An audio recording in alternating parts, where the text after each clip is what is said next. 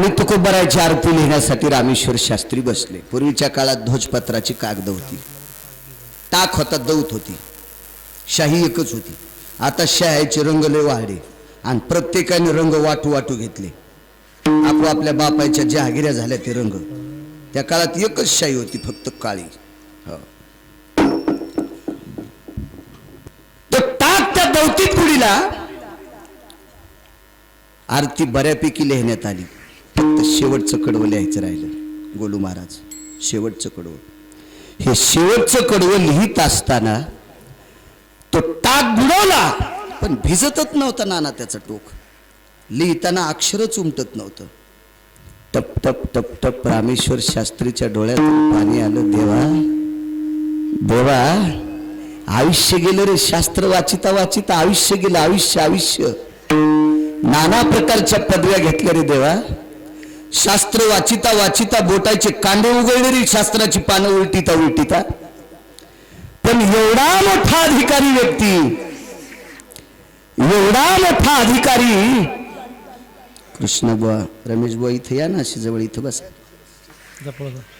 बस खाली पलीकडून बसवा त्याला, इथं बस. इथे या पुढे या. हे कृष्ण बुवा या इथं पुढे.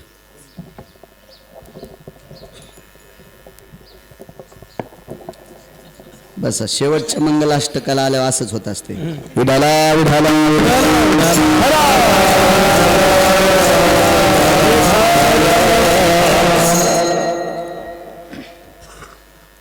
ज्या व्यक्तीचा विश्वाचा माथा दुरुस्त, अनंत अज्ञानांचा माथा दुरुस्त करण्याचा ताकद ज्याच्यात आहे, ज्ञानांचा गर्वहरण करण्याची ताकद ज्याच्यात आहे, नाना प्रकारचे प्रकांड प्रभेद ज्याच्यात आहेत, तो पाचवा वेद तुकोबरायचा गाथ आहे. तो प्रत्यक्ष कागदाचा, तो पाण्यात टाकावा. शंका आहे, काही लोक म्हणतात ना, कागद पाण्यात टाकल्यावर कुठं कोरडे निघत असतात का? ते खरंच आहे ना? लय विज्ञान बोकांडीवर घेतलंच, त्याबद्दल काही दुमत नाही. ते खरंच आहे, खरंच आहे, खरंच आहे. पण तुकोबरायचा गाथा पाण्यात पडलाच नव्हता, पडलाच नाही. रामेश्वर शास्त्री ब्राह्मी मुहूर्त सुरू व्हायच्या अगोदर भारतीय संस्कृतीचे उपवास 3 वाजून काही मिनिटाला सुरू होत असतात, तर दुसऱ्या दिवशी सकाळी 3 वाजून काही मिनिटाला संपत असतात. बरेच लोक म्हणतात 12:30 वाजल्यावर सोमवार सुरू झाला. ते आजन पंचांग लिहिलं का? ते तो घोरपडी खात होता. त्याला कुठे इतकी अक्कल होती पंचांग लिहायची? प्रातार विनियोगे भवाहा ब्राह्मी मुहूर्तेस्ततेवचा यत् संस्कृतो जायो पर्वमांगल्यस्ततः नैवं गांजा कसं लिखितम. गिरगावातले हानीत नाही मी चटके. कसं असतं इथं नाही. सगळ्यांनी पाहिलेले मला बारीक असतात, त्याच्यामुळे लय मठ नाही इचकायचं. विठाला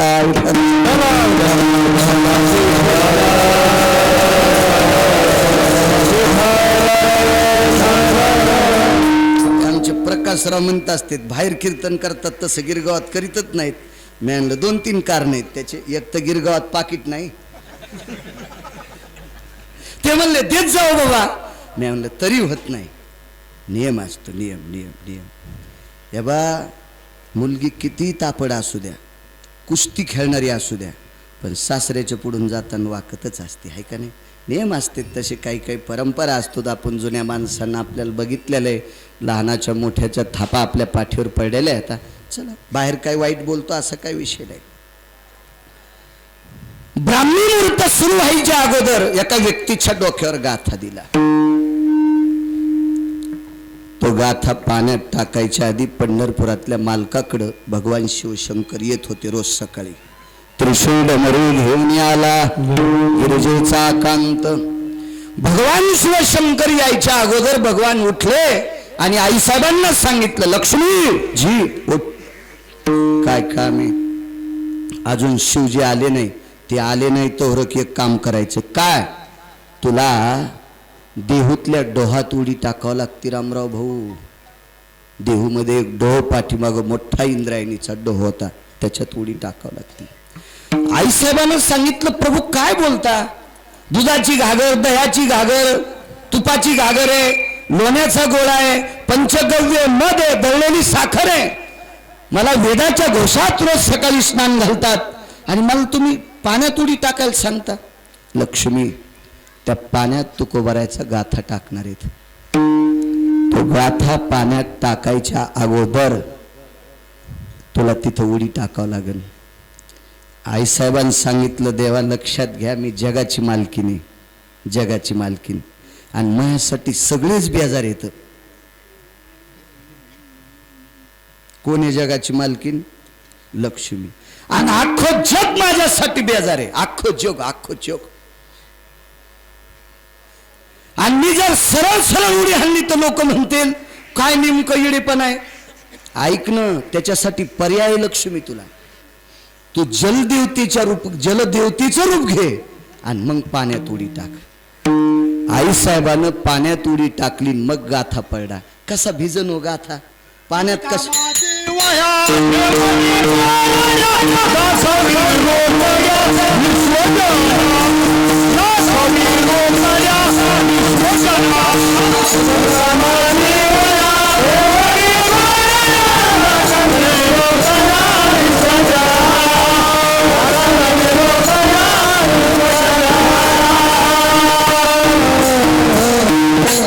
हृदयाशी गाथा धरला. 13 दिवसाच्या नंतर आईसाहेबांनी असा गाथा देऊन टाकला. तुम्ही बघा फोटो, लक्ष्मीच्या रूपात, जलदेवतेच्या रूपात एक स्त्री दिसते, तिच्या हातावर गाथा असतो. म्हणून विज्ञानवादी भोताडायला सांगतो, गाथा पाण्यात पडूच द्याला नाही. पंढरपुरातल्या मालकीनीनं पानं भिजायचा काही संबंधच नाही ना. पंचनामा करी जा, मग ताण होत नसतोय. पंचनामा नाही केला की ताण होत असतो. 7व्या अवतारात पंचनामा केलाच नाही, डायरेक्ट कोर्टात केस टाकली, जजनं न्याय द्याला. एक शूद्राचं पोरग भजन करतंय म्हणून 11 वर्षाचं ब्राह्मणाचं पोरग अयोध्येत मेलं, ते त्याच्या मामाच्या गावात मेलतं. प्रभू रामचंद्रानं वशिष्ठाचं तितकं ऐकलं, त्या लावरस अशी चित्रधरनरणीचं पोरग मारलं. म्हणून तर जगाच्या मालकाला 7व्या अवतारात लागलेला शाप 8व्या अवतारात मायबापाला सोडून 11 वर्ष 53 दिवस यशोदेची तर राहावं लागलं. पंचनामा नाही केला की लहाने सर इतकं इचकत. माणसं सहजच उत्तर देऊन टाकते, सहजच. मूर्खपणाचं टोक. रामेश्वर शास्त्रीने विचार केला, सहज जर टाक शिल्लक लागला एखाद्या जाग्यावर तर अक्षराचं बेअर्थ होत असतो, बेअर्थ. इतकं सुद्धा मला पुसता येत नाही, पानच बदलावं लागतंय. रामेश्वर शास्त्रीने कबुली दिली आणि तुकोबारायचा गाथा 13 दिवस पाण्यात टाकून कोरडा निघतो. आणि एवढ्या मोठ्या अधिकाऱ्याची आरतीला येत असताना शाही संपत्ती इथपर्यंत आलतं ना. शेवटचं कडवं येत असताना शाही संपली. काय विद्वत्तेचं टोक किती असेल हे बाजूला फेकून द्या, पण तुकोबाराविषयी रामेश्वर शास्त्रीची श्रद्धा किती होती ही तराजूत मोजा. साखळ्या तुटत्या, साखळ्या साखळ्या. ते रामेश्वर शास्त्री मान खाली घातली, आरतीचं पान धुवायला लावलं आणि मग विचार सुचला, टाक मांडीत टोचला. जन्म म्हणजे मांडी, मांडीत टाक टोचला, टचकन रक्त बाहेर आलं. आणि त्या रक्ताचा थेंब, मला वाटते लाल रंग प्रेमाचं प्रतीक सांगितलं. इकडं इकडं इकडं पारमार्थिक क्षेत्रात पीठ, पिवळं प्रेमाचं प्रतीक. भक्तीच्या टोकात, भक्तीच्या टोकात पिवळा रंग. म्हणून पिवळा पितांबर गगनी झळकला, गरुडावर बैसोनी माझा कैवारी आला. पितांबर पीत पिताभय पितां स्तुतियो पिता पित्यायतो नया. अंबर पीतं सकल स्थिताया, अंबर पीतं सकल क्षिताया, अंबर पीतं सकल क्षिताया. जाबाली सांगतात इतकं मोठं टोक. म्हणून लाल रक्त बाहेर निघलं. रक्त सगळ्यांचं लाल असतंय.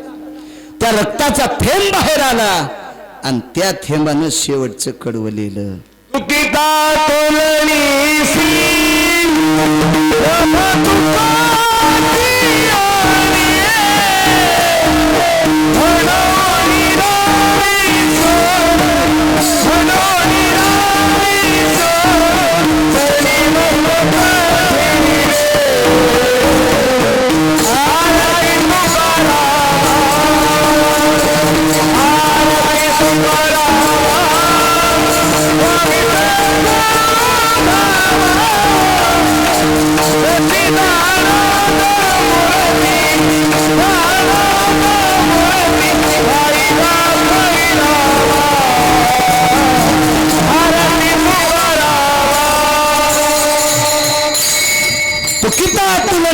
ब्रह्म तुका असे आले. हे कडवं रामेश्वर शास्त्रीनं प्रेमाचं प्रतीक म्हणून लिहिलं. तुका संत रामेश्वर शास्त्रीचा एवढा मोठा आचार्य, एवढा मोठा शास्त्री, संस्कृतचे 10 श्लोक ओरिजिनल पाठ करत असताना, वराडी नाही, टीका संस्कृत नाही, वराडी संस्कृत नाही, सुभाषित संस्कृत नाही, मूळ संस्कृत. वेदायमिद्यं विद्यभवास्तो वेदं प्रणितभयाः प्रणितच्छन्द प्रणानाः एवं स्थितेषु विधियां निधिपद सकलदिशदियनिकालं छन्दति भयपतिता विष्णुरभयपति जायन्ते बुद्धकलाभव सकलसुदायं छन्दिन्न कवय जायन्ते स्तुतियां शास्त्रो जयन्ति नाना पुराणमति सकलस्थितां वेदां भयपति निराञ्जनयो सकलस्थिता भय जायन्ते क्षतिर्नरगन्धर्वादि लोकपाल भयदिक्पाला चारुत्यासं परमहंसाना नित्यप्रतिभयशास्त्रजने नित्यप्रतिभयशास्त्रजने नित्यप्रतिभयशास्त्रजने. इकडे येऊ द्या ना. हे गोलू जागा द्या, जागा द्या, जागा द्या.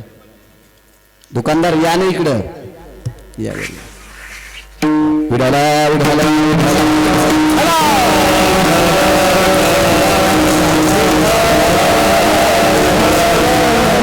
ए वंकर, तुम्ही वाट्यावरले उठा ना रे, उठा ना गावातली माणसं.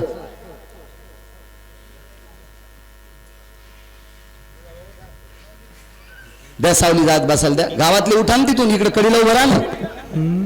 संध्याकाळी पुन्हा कीर्तन करतो गाव करायसाठी. उठाला उठाला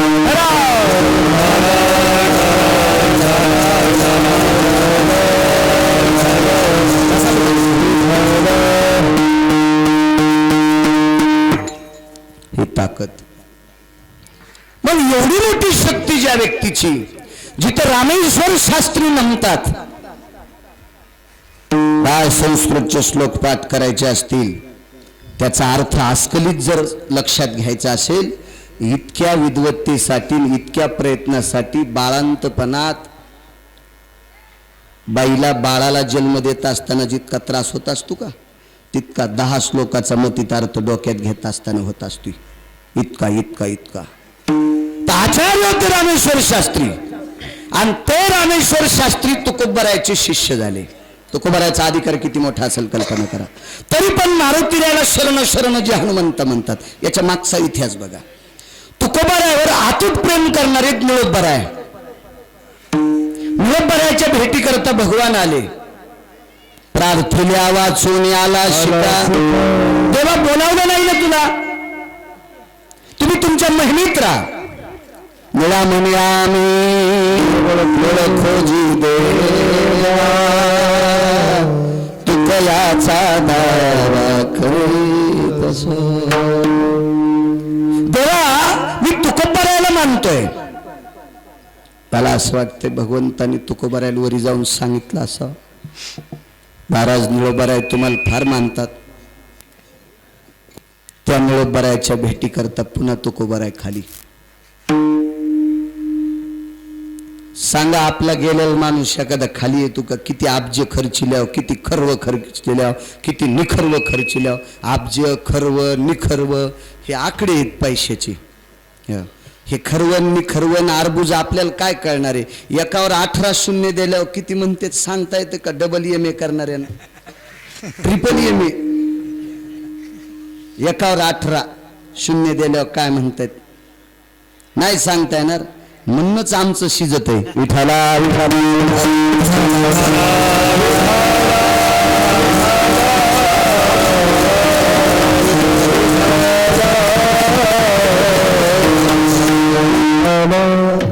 दिलं तरी वापस नाही. ते तिकट बरं आहे खाली.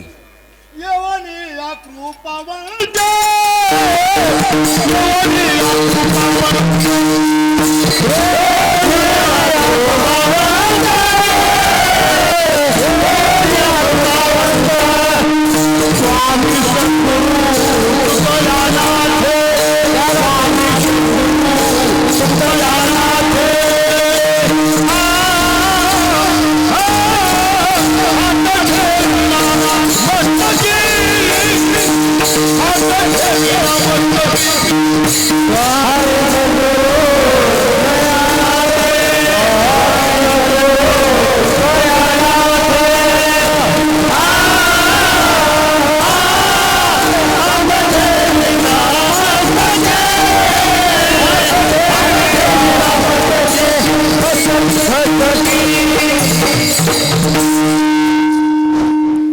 खाली आले. काम तर निरोबरायचं केलं तिथपर्यंतही ठीक आहे, पण पुढेही बघा, एका व्यक्तीचं प्रेतच झाकत नव्हतं. सगळेजण माती टाकत होते. शैवपंथी होते ते, वारकरी अधिक शैव. संताजी महाराज जगनाडे तुकोबरायाने खाली येऊन मुठभर माती टाकली, मग प्रेत झाकलं. काय ताकद असेल कल्पना करा. तरी मारुतीरायाला नमस्कार करते. अहो 4-2 हजार कर्ज फिटल्याच्या नंतर 4-2 हजारच जर खिशात राहिले ना, तरी वाढदिवस मंठ्याला होतोय. आणि संध्याकाळी बायकोल त्यालाच पत्ता नाही. काय हे आपल्या परिस्थिती आहे. आपल्या आपल्या आपल्या आपल्या गेलेली व्यक्ती खाली येतील, मुठभर माती टाकल्यावर खालची व्यक्ती झाकती. काय ताकद आहे रुक्माजी बाबा. बर, ज्या व्यक्तीचं प्रेत झाकलं अशोक नाना, त्या व्यक्तीनं माणसं परमार्थात आणले असतील. नवल नाही, सखा नावाचा बैल होता बालू काका. सखा नावाचा बैल आश्रमाप्पा, तो सखा नावाचा बैल घाणा वढायचा. घाणा तो बैल संताजी महाराजांनी तुकोबारायचा अभंग म्हटल्याशिवाय चलतच नव्हता. बैलाला परमार्थात आणणारी व्यक्ती संताजी महाराज जगनाडे आणि त्यांचे गुरुवर्य तुकोबाराय. तुकोबाराय देवाला परत करणारी निळोबाराय, त्यांचे गुरु तुकोबाराय. अधिकार किती मोठा असेल बघा ना. काय टोक असेल त्या तुकोबारायचं. भक्तीचं टोक किती मोठं असेल. दोघांचं ब्रह्मदेवाचं आणि तुकोबारायचं वजन करायचं ठरलं. आपल्या साध्या भाषेत सांगतो तर ब्रह्मदेवाच्या तराजूच्या साखळ्यात मातीत गेले. एकमाक्षर स्थिता वैष्णवजना तुल्यानां ब्रह्मा स्तुत्यं स्तुत्यं आतुस्ते अनिष्टा. हे एखाद्या गोट्या खेळणाराचं वाक्य नाही. संत वाङ्मयातल्या 18 लोकांचं केलेलं काव्य, त्याच्यातलं एक अक्षर तराजूत टाका. सहस्राम ब्रह्मानाम फलकटो. 1000 ब्रह्मदेव तराजूत टाका. ज्ञानोबाराय, तुकोबाराय, नामदेवराय, चोखोबाराय, नाथबाबा, सावता महाराज, सेना महाराज, रविदास महाराज, कबीर महाराज, मीराबाई, जनाबाई, मुक्ताबाई, सखुबाई, या संतांच्या अभंगातलं एकच अक्षर तराजूत टाका आणि एका तराजूत 1000 ब्रह्मदेव ठेवा. ब्रह्मदेव फलकट का? यांनी जरशी चूक केली ती. वेदार्थाचा गोवा कन्याभिलाष वेदी नाही आईशी सांगितलेली. निष्पाप वागणाऱ्या लोकांच्या अक्षरात इतकी ताकद, तर यांच्यात किती तुकोबारायचं टोक किती मोठं असेल कल्पना करा भक्तीचं. तरी पण ते तुकोबाराय मारुतीरायाला म्हणता शरण शरण झी हनुमंता. पुन्हा तुम्हाला तुम्हा आलो रामदूता. मी तुम्हाला शरण आलोय. शरण शरण दोनदा. जी आदरवाचक. तुम्हा आलो रामदूता. तुकोबारायला विचारलं का हो? शरण जाण्याबद्दल काय हरकत नाही, तुम्ही वारकरी आहेत. वारकरी संप्रदायाचा दंड पाया पडणं. पाया पडायचे एकमेका. मगाशी सांगितलं ते मत जर पाहिलं अशा मतानं पाया पडता का? तुकोबाराय म्हणजे नाही. मारुतीरायाचा अधिकार माझ्यापेक्षा मोठा आहे.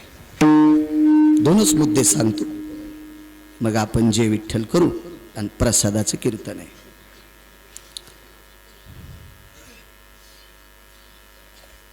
सातव्या अवतारामध्ये लक्ष्मणजीला शक्ती लागली नाही, जाणून बुजून अंगावर घेतली. कशामुळे घेतली? पाया पडायला येणारा माणूस मरू द्यायचा नाही. हे पंढरपुरातल्या मालकाचं ब्रीद आहे.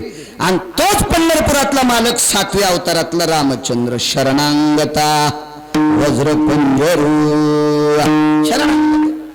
लखन जी जीव गेला तरी हरकत नाही, पण बिभीषण मरता कामा नये. बिभीषणाचा प्रभू रामचंद्राचे पाय धरायचा उद्देश वेगळा होता. कारण बिभीषणाला रावणाच्या पश्चात लंकेची खुर्ची घ्यायची होती. म्हणून तर पैठण मधल्या मालकाने बिभीषणाला मूर्ख म्हणलेत. मूर्ख मनसे विभीषण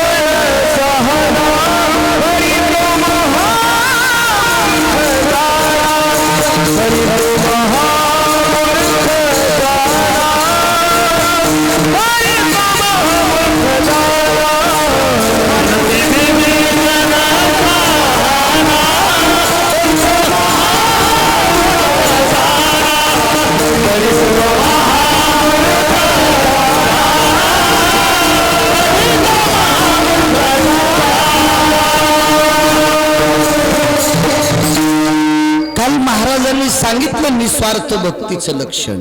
विभीषण स्वार्थी होता. पाय धरले लक्ष्मणाला उठिलं त्या खुर्चीवर बसिलं प्रभू रामचंद्रानं. म्हणून रावणाला राग आला, मला सोडून तिकडे गेला कसा. त्याच्या सासऱ्यानं शक्ती आंदन दिली ती नरारी गुरु. लग्नात काय काय देत जा हे अजून लय लोकायला कळणं. गॅस संगत द्यालीत नवरील फुकून घ्यायला. मग ज्याच्या घरी चूल नाही त्याला पोरगी द्यायचीच कशाला. हा पहिला मुद्दा आहे का नाही. चुला असावं का नाही त्याची. गॅस म्हणजे आधुनिक पद्धतीची चुलेन हे देत असतेत का. तो पण मंडपात मांडलेला. तो मंडपातच गॅस फुटला. इशिक पाहुणे मेले माग पेपरवर होत. म्हणजे काय द्यावं याच्या आकलीत नाही का. हो, काय द्यावं. ती शक्ती आंदन दिली. आंदन शक्ती दिली. आणि रावणानं लग्नात आलेली आंदन शक्ती बिभीषणावर सोडली. काका महाराज लक्ष्मणजी समोर आले आणि बिभीषणाच्या पुढे उभे राहिले. दंदिशी छाती मारुती रायल शरण का गेले तुकोबर. एकच मुद्दा पाहू आपण. एकच दंदिश हृदय कमळावर शक्ती आदळली. खाली पडले, कोसळले. खाली पडल्यावर प्रभू रामचंद्राच्या लक्षात आलं आपलं काम सगळं संपलं. काही नाही राहिलं शिल्लक. बाजूला पाहिलं तर सगळे पाला खाणारच होते. एकच माणूस सोबत नेलता प्रभू रामचंद्राने. एकच बंडू मामा. पुन्हा कोणीच नेलं नव्हतं. या भारतामधल्या 14 गोष्टी इतक्या पवित्र आहेत. त्याच्यातली एकच गोष्ट थर्ड क्लास आहे. 2-3 सांगतो. या पवित्र देशात मी त्या दिवशी सांगितलं, तुम्ही होते नाना. 11 प्रकारची जमीन फक्त भारतात आहे. एकादशो भूगर्भानां स्थितयं कृषिकर्माणां जठरानलो तृप्तावसाहां सुधा निवारण हितार्थायां देशायां भारतेषु धरायां स्तुत्यं पवित्रयो. एका चांगल्या माणसाचं वाक्य मी तर एक तो वाचून सांगतो किंवा अधिकारी माणसाचं ऐकून सांगतो किंवा चांगल्याने लिहिलेलं सांगतो. भांगाऱ्याचं सांगत नाही. विठाला विठाला.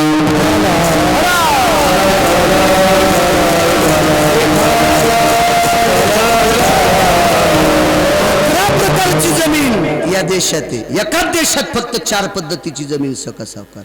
11 प्रकारची जमीन अण्णा याच देशात आहे. याच देशात. म्हणून तर 18 वनस्पती पिकणारा देश फक्त एकच आहे. 18 भारत फले गावी त्या पोखरणी नदी गंगा वाहते. ज्या घरी कुल स्त्रिया डोकं भरून पदर घेते.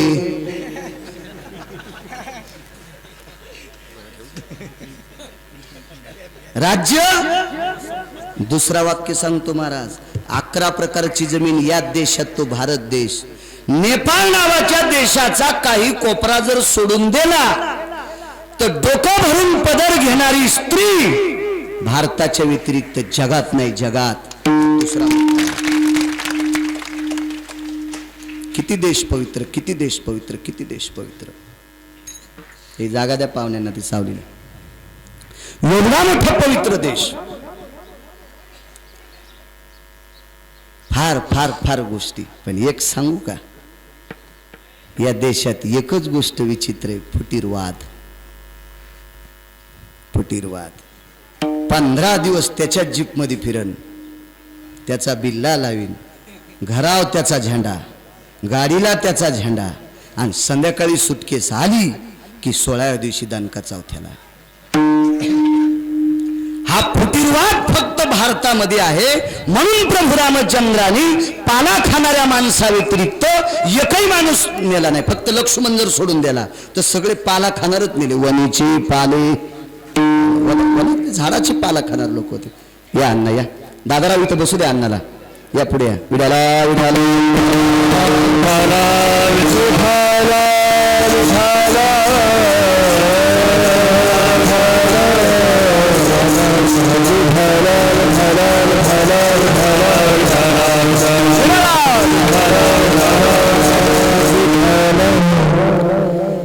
जर प्रभू रामचंद्राने माणसं सोबत नेले असती ना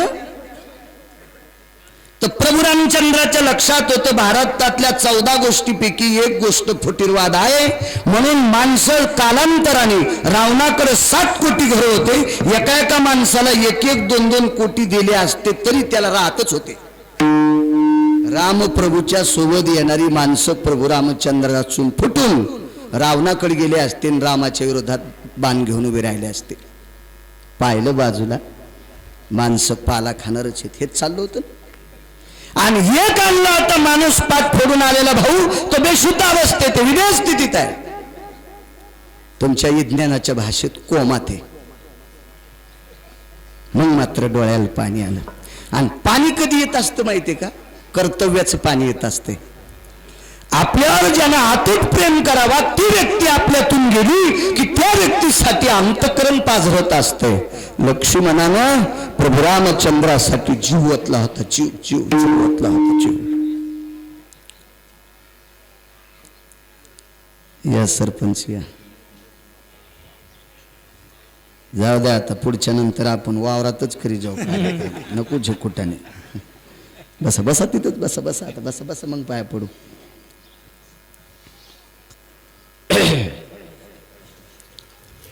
म्हणे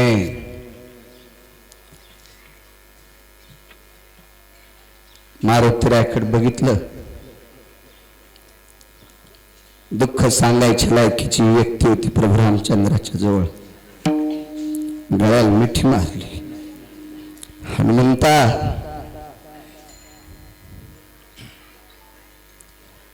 लग्न केलं याच्या करता सीता सोबत आली, पण अरण्यात फिरत असताना बऱ्याच राक्षसांचा भोळा सीतेकडे होता.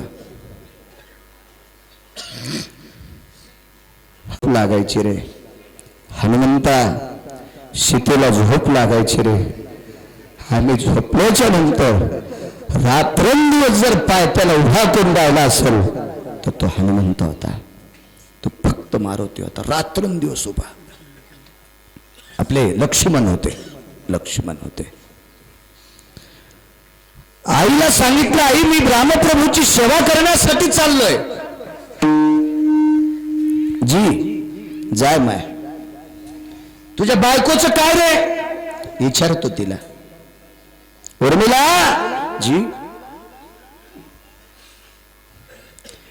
मी वहिनी साहेबाची आणि दादाची सेवा करण्याकरता वनात चाललोय. तसा तर वनवास प्रभू रामचंद्राला होता, शिथिल नव्हता. सोबत गेल्या. मी चाललो म्हणे. जी मालक. जी जी जी जी, पण जाता जाता 2 घास खाऊन जा. कर स्वयंपाक. म्हणे साळीचा भात शिजविलता.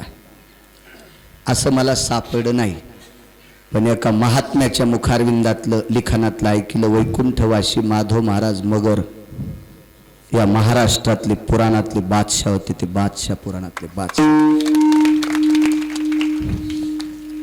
साळीचा भात केला. बाई बी किती अधिकारी हो. 14 वर्ष 27 दिवसापूर्वी शिजवलेला भात 14 वर्ष 27 दिवसाच्या नंतर त्याच्यावरलं पात्र काढलं वाटूरकर तर त्याच्यातून वाफा येत होत्या. वाफा वाफा वाफा. गंगाधरांना वाफा यायच्या त्याच्यातून वाफा. 14 वर्ष 27 दिवस उर्मिलेच्या मुठीत अग्नी होता. काय ताकद असेल हो. आणि तिच्या तपश्चर्याचं बळ लक्ष्मणाला होतं. सासू आई बाजूला बसलेली आणि बायको बाजूला बसली. ए सावलीला जागा द्या. जिथली तिथं देत जाता. काय सांगा सुनेनं सासूला. बाबाजी, सुंदई सासूला म्हणल्या, आत्या माझे मालक, माझ्या कपाळाचा मालक प्रभू रामचंद्राच्या सेवेकरता चाललेत, पण एक सांगा तुम्ही आई या नात्यानं मुलाला की प्रभू रामचंद्राची सीताताईची, हिची ती ताई मोठी जाऊ ही ताई असते आणि नात्यानं उर्मिलीची सीता ताईच होती, बहीणच होती चुलत.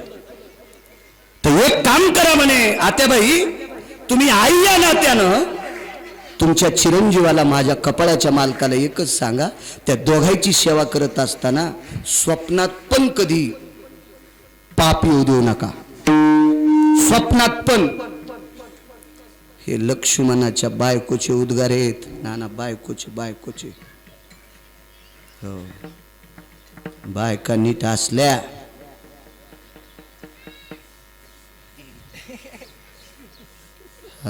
मी सांगितलं असतं, पण गावात हे कसं असतं माहिती आहे का, बाहेर रेडीमेड कपड्याचं दुकान चलत, त्याला म्हणता येतो तुझ्या अंगाला शर्ट आलं तू घालायला, मी काय तुला शिवून आणलं नाही. पण इथं असं होऊ शकतंय, मोहचीच किलो कीर्तनात, असं मला कोणी म्हणत नाही, पण मीच जपतो. विज्ञान शास्त्रामध्ये एक व्यक्ती होऊन गेला, त्यानं सांगितलं भारतातल्या स्त्रीची जिची चप्पल सरळ आहे असे 1000 रावण आले तरी काही होत नाही. सीतेची चप्पल सरळ होती, पण नियम मातीत गेलते. नियम मातीत गेल्यामुळे रेषा ओलांडली, मग फजिती झाली सीतेची. नियम आणि चप्पल ज्या स्त्रीची सरळ, तफर नाही कोण्या मुसळायची तिच्याकडे पाहायची, तफर नाही कोण्या टाग्याची तिच्याकडे पाहायची, इतकी ताकद आहे.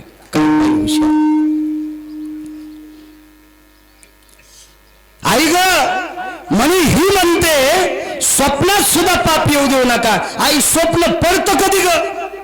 आई म्हणली झोपीत. झोप कशामुळे येते ग? जेवल्यावर. आई एक काम कर, जेवल्यावर झोप येते कुलकर्णी काका, आणि झोपल्यावर स्वप्न पडतंय, मग जेवायचंच नाही ना. जेवायचंच नाही त्या अर्थी झोपच येत नाही ना, आणि झोपच येत नाही त्या अर्थी स्वप्न वाईट आणि चांगलं पडायची गरजच नाही ना.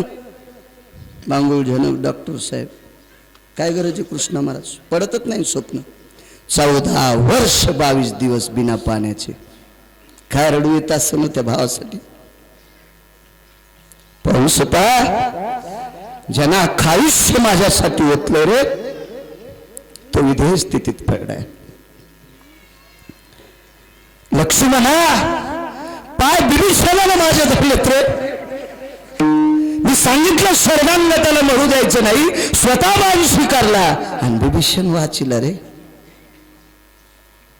पण स्वतः मला लक्ष्मण जर नाही उठला ना, शरण शरण जे हनुमंता सांगते, लक्ष्मण जर नाही उठला ना, तर मी अयोध्येत येणार नाही. सासऱ्याला विनंती करीन आणि त्याला सांगेन, माझं शरीर तुझ्या सामावून घे. विटेवरच्या मालकाचा सासरा म्हणजे समुद्र आहे, लक्ष्मी सागराची कन्या, अथांग खळवळलेला सागर. त्या सागरामध्ये देह समर्पित करीन. पण अयोध्येतल्या लोकांना लक्ष्मण इकडे ठेवता, तोंड नाही दाखिणार. निष्ठा होती, निष्ठा. मारुतीरायाने सांगितलं काळजी करू नका, आम्ही येत. तुकोबाराय का शरण जातात? मारुतीरायानं बिभीषणाला विचारलं, आणि 18 पद्म वानर 72 कोटी रिसन 56 कोटी गोलांगुळ येत. किष्किंधेचे राजा सुग्रीव आहेत, किष्किंधेचा आद्य राजा वाली, त्याचा पुत्र अंगद आहे. पण आम्ही दुसऱ्या प्रांतातले आहेत, तू या प्रांतातला आहेत बिभीषणा. आम्हाला एखादा डॉक्टर सांगतो का? ते तिकडे डॉक्टर शेख साहेब बी आलेत पुन्हा, जयारी घालतेत ते मला. उद्याच्या 18 तारखेला सय्यद आत्तार नावाचा व्यक्ती, यजमानी कीर्तनाचा,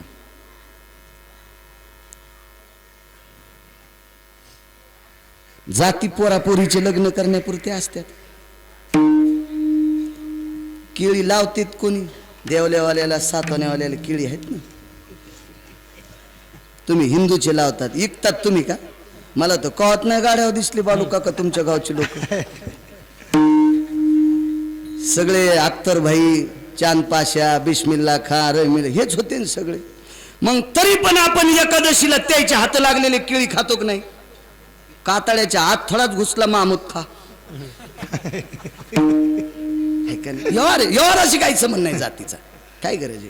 वारकरी संप्रदायात यातायाती धर्म नाही विष्णुदासा निर्णय तो ऐसा वेदशास्त्री कोणाही कुळात वैष्णवाचा आंभार त्याची माता वारकऱ्यानं त्याच्या आईला धन्यता दिली हो का उत्तम चांडाळ त्याचे पायी माझ कपाळ पंढरीचे वार करी त्यांचे पाय माझे श्री उत्तम कुलातला एका चांगला वारकरी असावा विचारलं विभीषणा आम्हाला काय माहित नाही डॉक्टर सांगता आमच्याच गावात म्हणले ते येत नव्हता डॉक्टर मारुतीराय गेले असं दार वाजले तेव्हा ती बेल नसेल ना साव का बेल बाबाजी अशी शेपटीनं ते वाजलं आली बाई ती गाऊन घालूनच नव्हता तेव्हा गाऊन तुम्ही होच म्हणता आपलं हो हो मारुतीराय 10 फूट तर मागच सरकवली अरे बाप रे बाई आली म्हणते हो. आई साहेब ते संन्याशी हा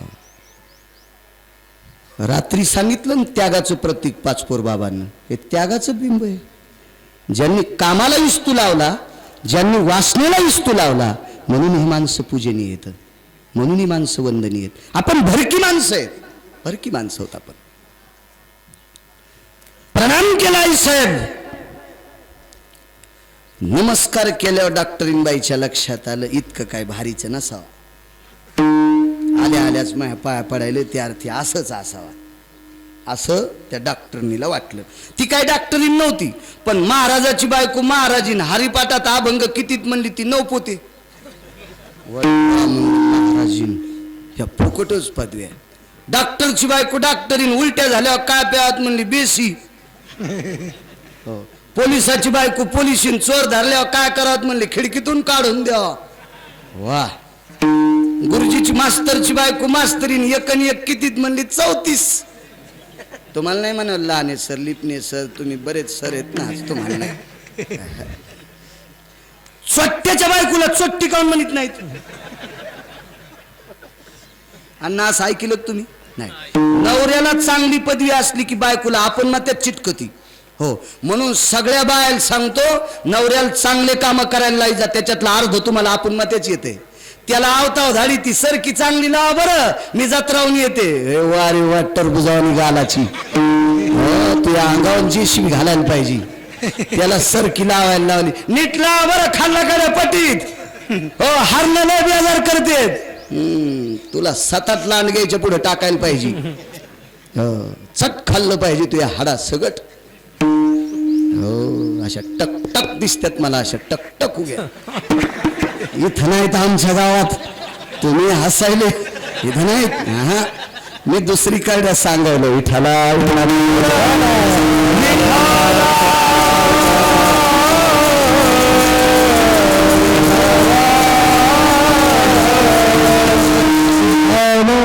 सांगायचं महाराज त्याला रान सुटतच नाही मी त्या लय म्हणते पण कशाची ढोरं वासरं सुटतच नाहीत हो ना बाई तू या बोलण्यामुळं नखातलं शेण काढीनं तसाच पिठल्या संख आलाय वा वा वा वा माय तुकाराम महाराजाची चुलतीच भेटलीस तू त्याला आणि असे फुगीती की हे पुन्हा अण्णा निर्वाडीकर असं फुगिल्या ते हो ही मग ही भरत मारुती पशी आल्यावर तिच्या पाया पडत नाही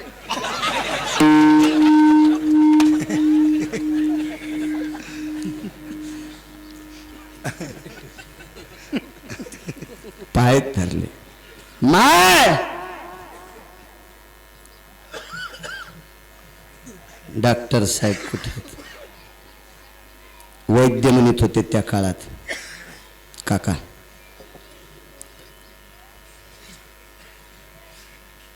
आतमध्ये येत म्हणे बोलून गेली ती खरं बोलली खरी आतमध्ये येत म्हणे बोलवा अहो ऐकलत का ए विवेक अरे ऐकलंस का रे विवेक? तुमच्या बायका नाहीत बोलत अशा, शेख साहेब तुमची बी नाही. मी ते सांगायला लय शिकलेल्या अशाच बोलायला तू. जरा जुरा नदडाला पाणी पिणाऱ्या शहरात गेल्या की येड्यावानी बोलत आहेत. हिशोबात बोललो पाहिजे काहीतरी. ए प्रद्युम्ना, आपल्याकडे गिरगावकर आलेत. असं वाटतं इतकी भाषा गोड म्हणजे एकनाथ महाराजाच्या मंडळीच आल्या काय. अरे ऐकलंस का? येताना दुधाची पिशवी घेऊन ये बरं. ते उंदीर धरल्याने दुधाची थैली आणत. नाही म्हणलं बाई मी काय बोक्या नाही, मी हे दूध पेत नाही पेलं लहानपणी. ए विवेक, मी थोडं गन पावडर करते, तू दूध गरम कर बरं. मला वाटलं हो ममुल्या रोजानच लावलेलं आहे का नाही. मी नंतर विचारलं ताई हे कोण आहेत? हे माझे मिस्टर आहेत. अरे बाप रे म्हणलं मेलागडे बाळ आहे. मी म्हणलं येतो बाई मी येतो. नाही दूध केलं ना त्याच्यात बदाम इलायची वगैरे. मी म्हणलं तूच पी बाई, माही छत अंगावर पडन नाही येतो मी. तू मेला जर एकेरी बोलायलीस तर मला तर गॅसच्या पाईपनं हाणशील. येतो म्हणलं मी येतो. मी ज्ञानोबा आहे तुकोबारायचं साधं की येतो. तू दुधानं आंघोळ कर, नाही तर नदीच सोड मला नको तो दूध. अहो ऐकलत का? काय म्हणे काय काय आपल्याकडे मला आई म्हणणारी व्यक्ती आली. आता लंकेत कोण कोणाला आई म्हणायले? सरे गाईच्या खुरा खाणार तिथं आईन ताईन कशाचा काय मिळे. त्या लंकेचा राजा तितका येडपट होता. बाई दिसली कितलं गंडाई. ब्राह्मण बघला तर नरारी गुरु चला मना मंगला अष्टक. हे लगेच धसकीत ना नाही म्हणा तर हानीन बामनाला लगेच. तदेव लग्नं सुदिनं तदेव ताराबलं चंद्रबलं तदेव. असे 80,000 केले. रात्री सांगितलं ना कोणता राजा म्हणले ना एक पद महाराज. आंधळी प्रजा हा लहरी राजा प्रजा आंधळी. आता लहरीच्या पलीकडचं भूत होतं रावण. एडपट होता. वारकरी संप्रदायाच्या चौकटीत बसणारा नव्हता. जाई हो तू माते नकरी सायास दास पैसे. ए बाई त्या वरच्या लोकांसारखे आम्ही नाहीत. वरील शहाणे लोक होते तेव्हा खाली लोक पापी नव्हते. ए दादाराव वरी होते लोक शहाणे. इंद्रियात लय शहाणा होता म्हणून तर अमृत खराब झालत. हो तुम्ही आम्हाला निर्माण करणारे सत्य लोकांचे मालक याने जर शिपावलं वाकडे टाकले केळाच्या कातड्या न पाऊल पडतात पाय घसरला ब्रह्मदेवाचा. पण चुकीचे काम केले. संध्याकाळी शीतल प्रकाश देणारा चंद्र हे तर इतकं येडगळ निघलं. मी नाही म्हणत बरं, पुराण म्हणते ज्या महाराजांनी याला शिकलं त्याच महाराजाच्या पत्नीशी व्याभिचार. इंद्रा पुढली भोग नारद चुकला चाळा. नारदानं कोण्या बाईशी व्याभिचार केला नाही पण बाई आवडली. आणि कोणाला सांगणं आवडून संन्यासी ज्याचं भजन केलं त्याला सांगितलं तो भजन कर तुम्हाला एक बाई दी. पंढरपुरातल्यानं सांगितलं बाईले अवघड असती सारा आणा माग लागत असतोय कशाला करता लगन. मग तो काऊन 16,160 केले. हे असा कुंभा हल्ला. मी जिथं नाही तिथं घेऊन जाय. ते असं असते कुठं. विठ्ठल जळी स्थळी भरला अजमी दृष्टीने पाहिला विठ्ठलची विठ्ठल. आणि कदरून वासना स्त्री शांत करण्यात आली. आणि राग राग इना चिपळ्या माळी चटीरीच्या कडील ठुल्या. ईर होती का 12 होती ते पुन्हा पुराण पा भागवतात सांगल. आणि पाण्यात उडी टाकली की ते सगळे चोळीन साड्या तयारच झाल्या. वरीच आल्या बाईसाहेब. बाईसाहेब वरी आल्या. मालक पलीकडेच होते अक्षदा मुठीत घेऊन. लगेच लगन. एका पाठीमाग एका सोयीनं 60 पोरं झाली. 60 बापू आणि एक पोरगी झाली. कोणी मारुतीला नारळ फोडलं की शेंड्या तिथनेत होती. कशाला शेंड्या माहिती ना. पोरग बसलं की राखुंड टाकणं लगेच ढपरं तिथनेत होती. इतकं काम विचित्र विचित्र होतं रावण. कोण तिला आई म्हणणार आहे? आई साहेब. हिला आई म्हणण्याचं कारण काय? मारुती रायला रामगडाची आवडे मोठी. दिवशी मारुती राहायला आवड होती.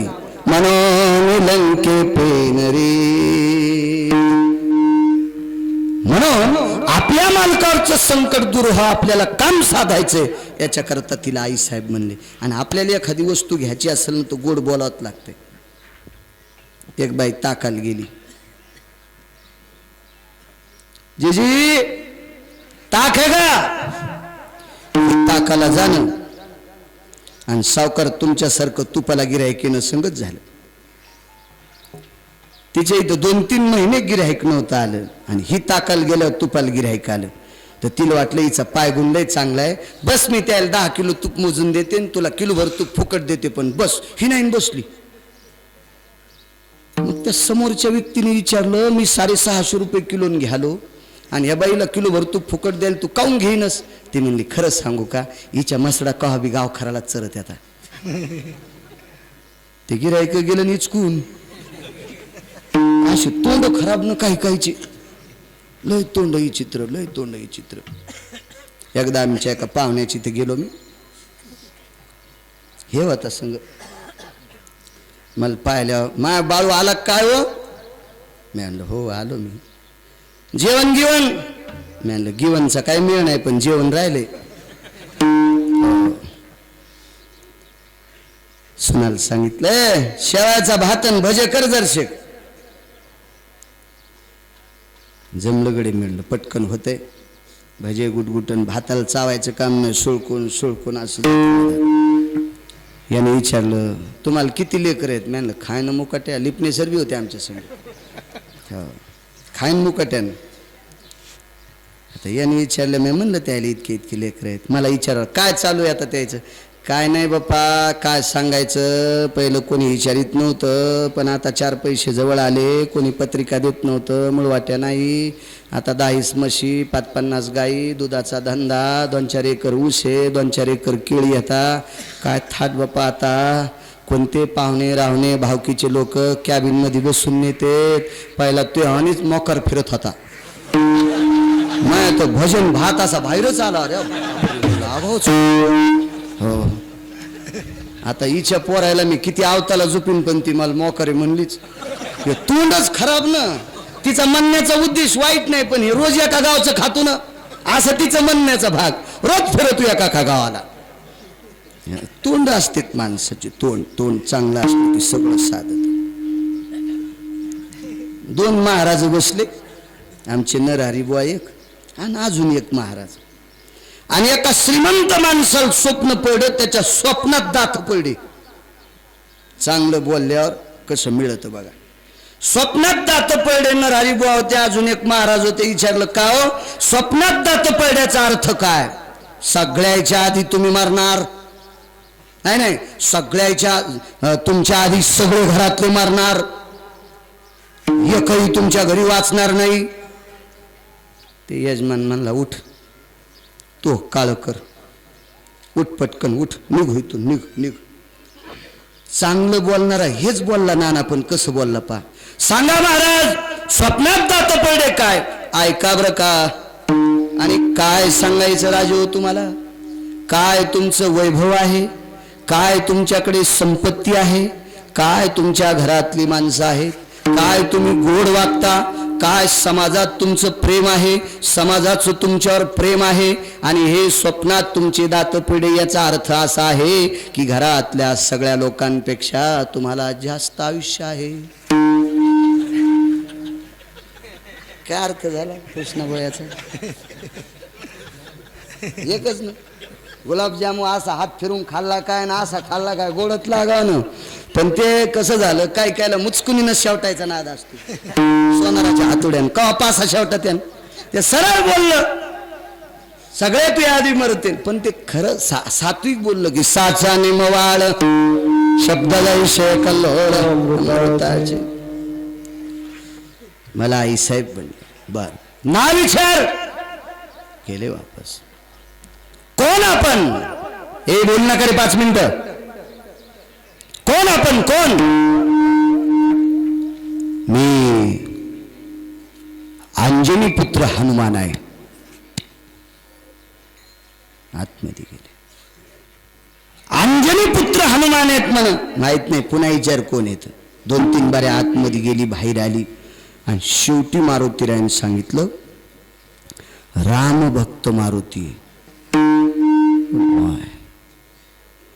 मग तुम्ही तीच आहेत का हो? आमच्या राजाच्या दुपारा दाढी मिशा तुम्हीच जाळल्या होत्या का? ते म्हणलं जाऊ दे आता, जाळायला नाही आलो. आता तुझ्या पाया पडतो ती आरती, तुझ्या राजाला काय म्हणून. लट लट लट लट बाई कापू लागली.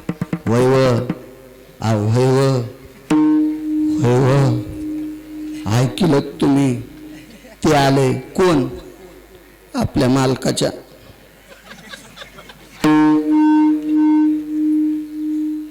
दाढी रावणाची. ते आले, लट लट लट लट कापत होता. डॉक्टरचं नाव होतं सुशेन नावाचा डॉक्टर. मारुतीरायला शरण का गेले तुकोपर आहे. बोलवान बाई, ऐकलं का मालक? ते बोलवा म्हणते, म्हणणं त्याला मंठ्याला गेले.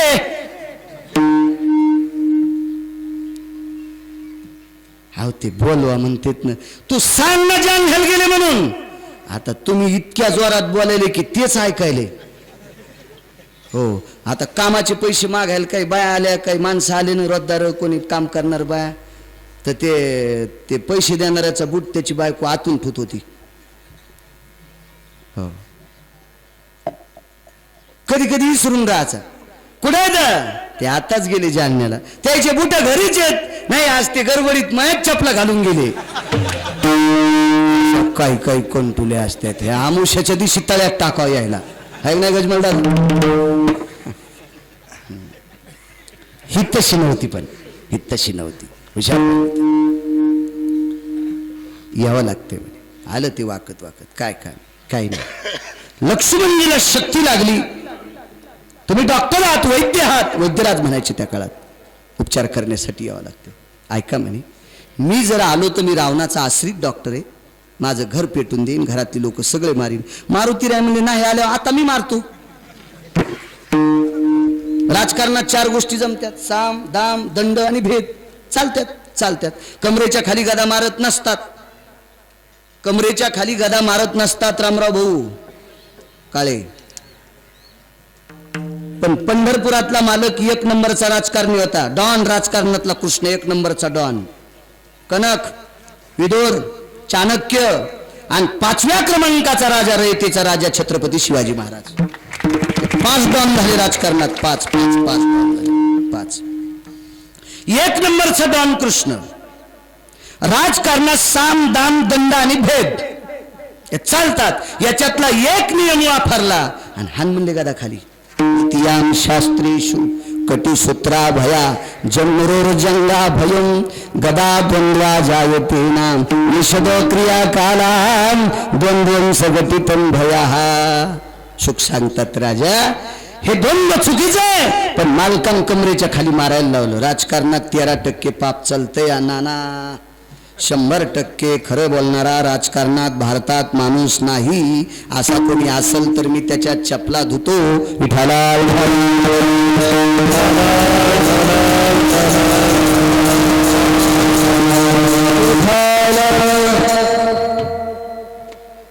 मी आत्ता मारण म्हणे. काय करायचं तर करा, पण मी घेतलं आमदार. वाडच उपटीलं, वाडच शेपटीला आडा घातला, संदेश वाडाच घातला उपटून. पायाचे दगड खालून लटकलेले. माय म्हणजे वाडच उपटून आले सुळ तिथे ठिकाणी. पाहिलं सुशेन, विभीषणाचा आवाज ओळखीला. त्याच्या लक्षात आला, हाय रे बापा घरचं. जर आसरायतून माणसाला जवळचं असलं, हाय म्हणलं घरचं आपले. हाय हाय हाय, लय परत येऊ नको म्हणून परसून म्हणत क्या. कितीतरी फूट उंच मारुतीरायनं आल्लादी घेतलं वाकोडकर खाली. विशाल भाऊ खाली घेतलं, टेकलं. हे पेशंट आहे. सरपंच ते लटलट कापत होतं, पण मारुतीरायनं सांगितलं मुकाट्याने तपास नाहीत, बुक्कीच हानी निघून. आणि मी इकडे आणल्याच्या नंतर एक लक्षात घे, रावण तुझ्या घरातली लोक मारीन ना, तर तू कुठे येत आता आमच्या ताब्यात आहे. रावण मरेपर्यंत तुला लंकेत नेत नाही. आणि आमच्याच्यानं रावण जर नाहीच मेला तर आम्ही मेल्यावर तू मरशील तो तुला मरू देत नाही. संन्यासाचं वचन आहे ना ते, मारुतीरायाचं वचन आहे ते. तू काय काळजी करू नको, तपास. पण ते म्हणला मला काय पेशंटच्या जवळ जायचं काम नाही, मी लांबूनच पाहतो. ह्या पेशंटला एकच दुःख आहे, सूर्य निघायच्या अगोदर 4 वनस्पती आणल्या पाहिजे, 4 औषधी. पण त्या औषधी मेडिकलमध्ये नाहीता. टकले अण्णा आपल्या